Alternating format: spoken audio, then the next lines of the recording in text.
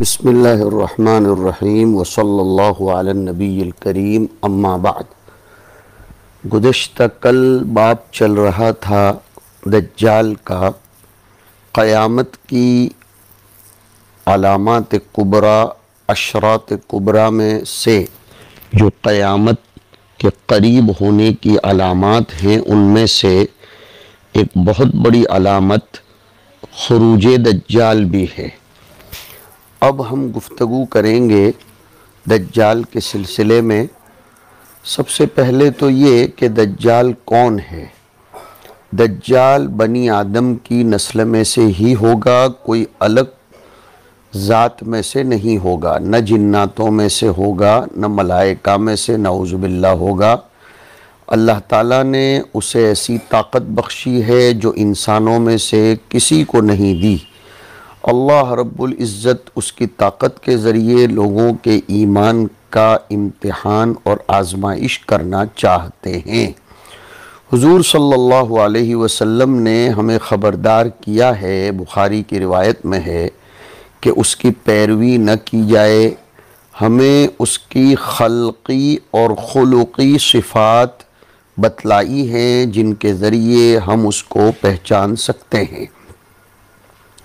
حضرت حذیفہ ابن یمان رضی اللہ تعالی عنہ فرماتے ہیں کہ میں تو حضور صلی اللہ علیہ وسلم سے شر کے بارے میں ہی پوچھتا رہتا تھا، اس ڈر سے کہ کہیں میں اس شر میں واقع نہ ہو جاؤں۔ دجال کا فتنہ طلب عزیز عظیم ترین فتنہ ہے۔ حضور صلی اللہ علیہ وسلم کو اپنی امت پر سب سے زیادہ خطرہ و خوف اسی فتنہ دجال کا تھا، تو حضور نے اپنی امت کو اس فتنے کے بارے میں خبردار کیا، ڈرایا۔ کیوں؟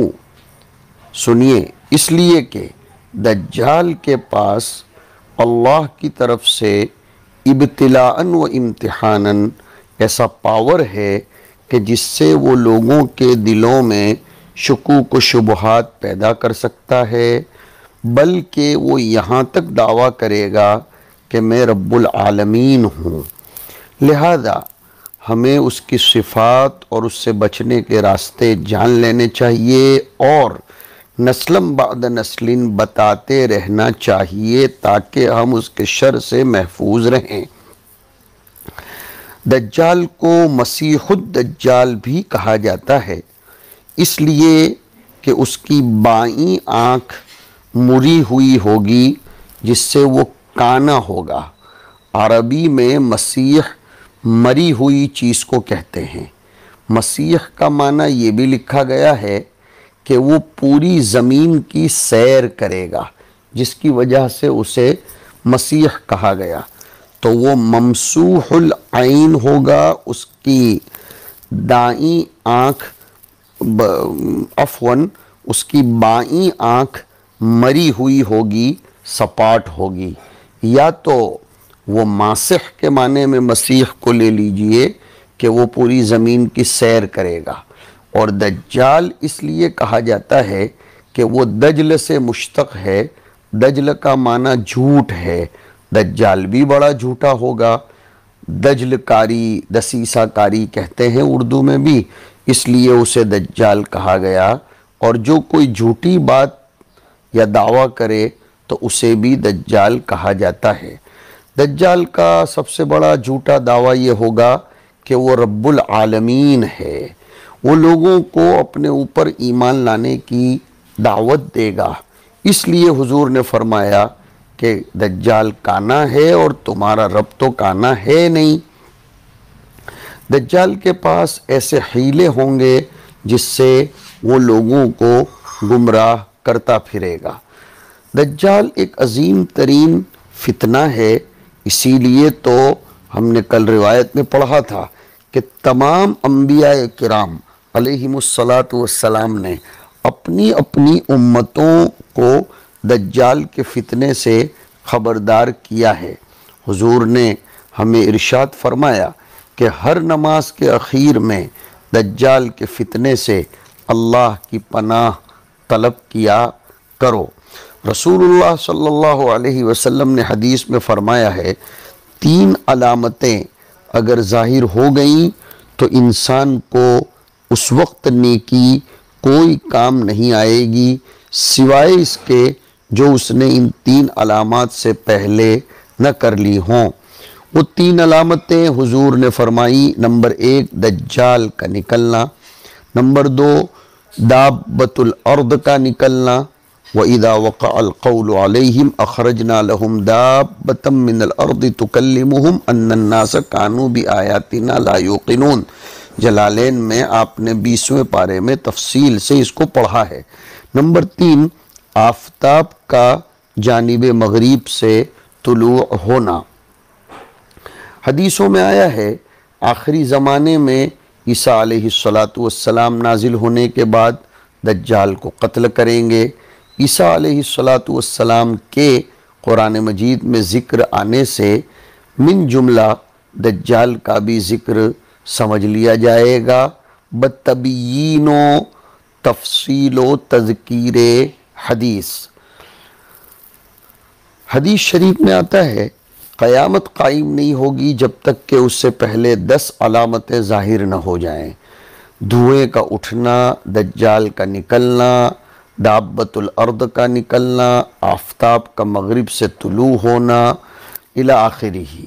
حضرت ابو ہریرہ رضی اللہ تعالیٰ عنہ فرماتے ہیں 3 علامتیں اگر ظاہر ہو گئیں تو جیسے ابھی ذکر کیا گیا کہ انسان کو کوئی نیکی کام نہیں آئے گی، اس آیت کی طرف اشارہ ہے کہ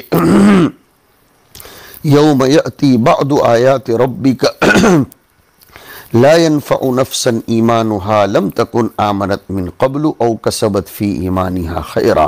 اس لیے کہ اب یہ تشریح میں کر رہا ہوں، یہ حضور کی بات نہیں ہے، اس لیے کہ یہ بڑی علامتیں جب آ جائیں گی اس کو دیکھنے کے بعد کا ایمان اضطراری ہوگا، اختیاری نہیں ہوگا، اور اضطراری ایمان معتبر نہیں ہے۔ جیسے کہ فرعون نے اپنے آپ کو ڈوبتا ہوا دیکھ کر ایمان قبول کیا تھا، آمنت انہ لا الہ الا الذی اظہار ایمان بھی کیا تھا، اور وَأَنَا مِنَ الْمُسْلِمِينَ اظہار اسلام بھی کیا تھا، لیکن اللہ نے فرمایا الآن وقد عصیت قبل وکنت من المفسدین۔ حضرت ابن عمر رضی اللہ عنہما فرماتے ہیں کہ حضور صلی اللہ علیہ وسلم لوگوں میں نصیحت کر رہے تھے، حضور نے دجال کا تذکرہ کر کے فرمایا میں تمہیں اس سے خبردار کرتا ہوں، کوئی ایسا نبی نہیں گزرا جس نے اپنی قوم کو دجال سے خبردار نہ کیا ہو، مگر میں تمہیں اس کے بارے میں ایسی بات بتاتا ہوں جس کا کسی نبی نے اپنی قوم کو وہ بات نہیں بتائی، وہ یہ کہ دجال کانا ہے اور اللہ تعالیٰ کانے نہیں ہے۔ اور ایک روایت میں یہ بھی فرمایا مسلم شریف کی کہ دجال کے علاوہ میں تم پر کسی چیز کا اتنا خوف نہیں رکھتا، اگر وہ میرے ہوتے ہوئے نکل آئے گا تو میں اس سے نمٹ لوں گا، اس پر حجت قائم کروں گا، اور اگر میں تم میں نہ ہوں اور وہ نکلے تو پھر ہر شخص اپنی ذمہ داری سنبھالے، خود کو بچانے کی کوشش کرے۔ اللہ پاک ہر مسلمان پر میرا خلیفہ ہے۔ جزاہ اللہ عنا احسن الجزا، جزا اللہ نبینا محمد صلی اللہ علیہ وسلم بما هو اہلہ۔ ایک روایت بہت اچھی ہے دجال کے نکلنے سے پہلے کی علامات کے باب میں، مسلم شریف میں حضرت نافع ابن عتبہ کے حوالے سے کہ حضور صلی اللہ علیہ وسلم نے فرمایا تم جزیرے عرب والوں کے خلاف جنگ لڑو گے، اللہ تمہیں ان پر فتح نصیب فرمائے گا، پھر تم فارس کے خلاف جنگ لڑو گے، اللہ تمہیں ان پر بھی فتح نصیب فرمائے گا، پھر تم رومیوں کے خلاف جنگ لڑو گے، اللہ تمہیں ان پر بھی فتح نصیب کرے گا، پھر تم دجال کے خلاف جنگ لڑو گے تو اللہ تمہیں اس پر بھی فتح نصیب فرمائے گا۔ پتہ چلا کہ دجال کے ساتھ کی جنگ سے پہلے جزیرے عرب والوں کے ساتھ، جزیرے عرب والوں کے خلاف یعنی جنگ ہوگی، فارس کے خلاف جنگ ہوگی، روم کے خلاف جنگ ہوگی۔ ایک روایت میں ابو داؤد کی یہ بھی آیا ہے سیدنا معاذ بن جبل سے کہ حضور نے فرمایا بیت المقدس کی آبادی میں مدینہ منورہ کی ویرانی ہے۔ لفظ پر غور کیجئے، بیت المقدس کی آبادی میں مدینہ منورہ کی ویرانی ہے، جو آج کل ہم دیکھ رہے ہیں۔ مدینہ کی ویرانی میں عظیم جنگ کی تیاری سمجھ لو، اور عظیم جنگ میں نکلنے میں قسطنطنیہ کی فتح ہے، اور قسطنطنیہ کی فتح میں دجال کا نکلنا ہے۔ دجال کے نکلنے سے کچھ مدت پہلے مسلمانوں اور رومیوں کے درمیان بہت سی جنگیں ہوں گی، اور مسلمان اس میں فتح یابی سے ہمکنار ہوتے چلے جائیں گے۔ کتاب الفتن میں اب یہ تفصیلیں آپ کے سامنے نہیں آئیں گی، سن لو۔ حضور نے فرمایا تم روم کے ساتھ امن پر، امان پر عہد نامہ لکھو گے، معاہدہ کرو گے، پھر جب تم جنگ لڑو گے تو وہ دشمن بن کر تمہارے پیچھے آ کھڑے ہو جائیں گے۔ جب تم اس جنگ میں نصرت پا کر مال غنیمت حاصل کر کے واپس لوٹو گے، یہاں تک کہ تم مرج ذی تلول جو ایک جگہ کا نام ہے اس میں قیام کرو گے، تو رومیوں میں سے ایک شخص صلیب اٹھا کر کہے گا کہ صلیبیوں غالب آ گئے ہیں، اہل صلیب غالب آ گئے ہیں۔ وہ یہ کہے گا، وہ شخص یہ کام اس لیے کرے گا کہ یہ روم مسلمانوں کی جنگ کے دوران لشکر کے پیچھے دشمن بن کر کھڑے ہو گئے تھے۔ جب مسلمانوں نے فتح حاصل کر لی تو انہوں نے مسلمانوں کی نصرت کو اپنی نصرت سمجھ کر اپنا صلیبی کراس پرچم اور جھنڈا لہرا کر ایک نصرانی کہنے لگے گا کہ اہل صلیب یعنی اہل روم غالب آ گئے ہیں، وہ دسیسہ کاری کریں گے۔ رومی کی اس حرکت اور بات سے ایک مسلمان کو غصہ آئے گا، وہ جا کر اس صلیب پر اور اس صلیب کے اٹھانے والے شخص کو قتل کر دے گا۔ اس وقت اہل روم تم سے معاہدے کی خلاف ورزی کریں گے اور جنگ عظیم کے لیے اکٹھے ہو جائیں گے۔ ان روایات کو دیکھو اور عصر حاضر میں اس کو سمجھنے کی کوشش کرو۔ حضرت ابو حمامہ رضی اللہ تعالیٰ عنہ سے روایت ہے کہ حضور نے فرمایا دجال کے نکلنے سے پہلے تم پر 3 سال ایسے گزریں گے جن میں خطرناک قسم کی بھوک مری ہوگی۔ اللہ تعالیٰ آسمان کو حکم دیں گے کہ وہ پہلے سال بارش کا تیسرا حصہ روک دے، زمین کو فرمائیں گے کہ وہ کھیتی کا تیسرا حصہ روک دے، اور دوسرے سال بھی آسمان کو فرمائیں گے بارش کا تیسرا حصہ روک لے، زمین کو فرمائیں گے اپنی زراعت اور کاشت کا تیسرا حصہ روک لے، پھر تیسرے سال آسمان کو فرمائیں گے کہ بارش بالکل روک دے، ایک قطرہ بھی زمین پر مت برسا، زمین کو فرمائیں گے کہ تو بالکل کاشت مت اگا، زمین کوئی سبزہ نہیں اگائے گی، یہاں تک کہ نعوذ باللہ کوئی درخت سایہ دار نظر نہیں آئے گا الا ماشاءاللہ۔ کم تعداد کے علاوہ سارے درخت ختم ہو جائیں گے۔ صحابہ نے عرض کیا یا رسول اللہ، اس وقت لوگ کیسی زندگی بسر کریں گے؟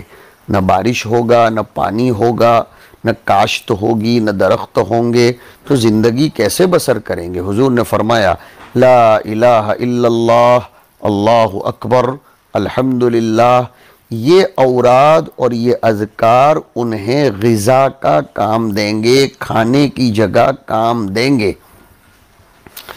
حضرت راشد ابن سعید ایک روایت میں فرماتے ہیں کہ جب مسلمانوں نے استخر کو فتح کر لیا، یہ استخر گزشتہ زمانے میں ملک فارس کے ایک مشہور شہر کا نام ہے، اور اسی میں فارسی سلطنت کے حکام رہتے تھے اور اسی میں ان کے خزانے تھے۔ تو جب مسلمانوں نے استخر کو فتح کر لیا تو ایک آواز دینے والا یہ کہتا ہوا آئے گا کہ دجال نکل آیا ہے۔ جب استخر کو فتح کر لیں گے تو یہ آواز دینے والا آئے گا کہ دجال نکل آیا ہے۔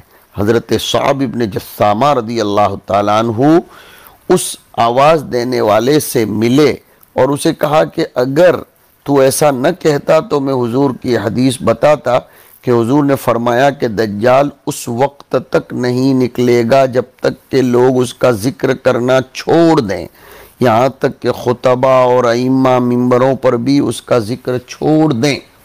اب وہ زمانہ قریب آ رہا ہے، اب کوئی اس کے تذکرے نہیں کر رہا ہے۔ غور کیجئے، توجہ دیجئے اور تنبہ میں بھی آئیے۔